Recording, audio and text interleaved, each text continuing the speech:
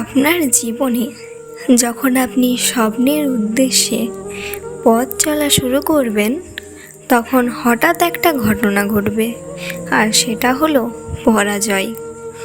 কিন্তু আপনি হেরে গিয়েছেন বলে, লোকে আপনাকে বিভিন্ন কথা বলছে বলে আপনি আপনার স্বপ্নের উদ্দেশ্যে ছোটা বন্ধ করবেন না, বরং আপনি এরপর একই স্বপ্ন নিয়ে বারবার চেষ্টা করবেন, যতক্ষণ না পর্যন্ত আপনি সফল হচ্ছেন।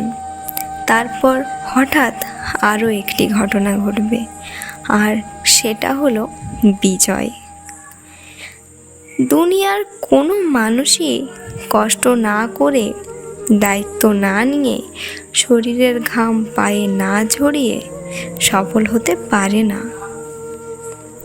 যদি আপনি ভেবে থাকেন ভাগ্যের জোরে আপনার স্বপ্ন সত্যি হবে, তাহলে সেটা কোনো দিনই সত্যি হবে না।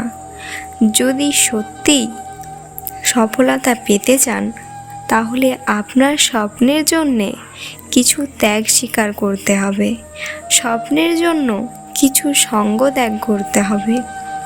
তাহলেই জীবনের সফলতা আপনি অর্জন করবেনই।